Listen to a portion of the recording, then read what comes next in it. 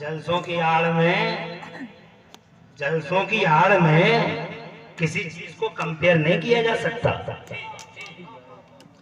जलसे में भी बैठे रहो, नमाज़ें भी पढ़ते रहो, जलसे भी शान से करो, नमाज़ें भी शान से पढ़ो। जनाब वाला नमाज़ें, जब नमाजों की बात आती है तो कभी कभी मैं तो ये सोचता हूँ कि जितने नमाजी आज हैं इतने नमाजी किसी दौर में नहीं थे, जितने नमाजी आज हैं इतने नमाजी किसी दौर में नहीं थे, मगर जितने जलील आज हैं इतने जलील भी किसी दौर में।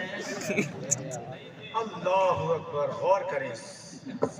ये जुमला भी बहुत तलब है।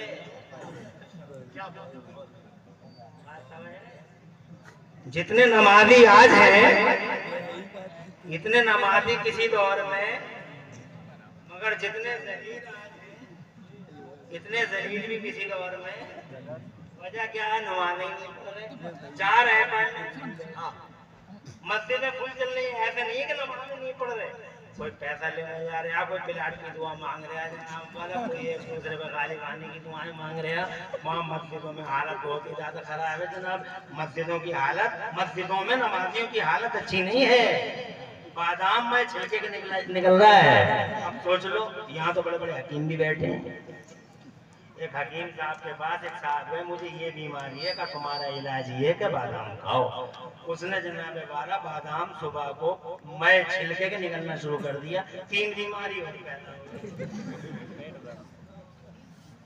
दूसरे दिन पहुंच गया, हुजूर आपने बादाम बताए थे, एक बीमारी नहीं अब तो कई बीमारियां हो गई। सरकार तो हकीम जी बोले यार तेरी बीमारी का इलाज तो बादाम ही था, हुआ क्या?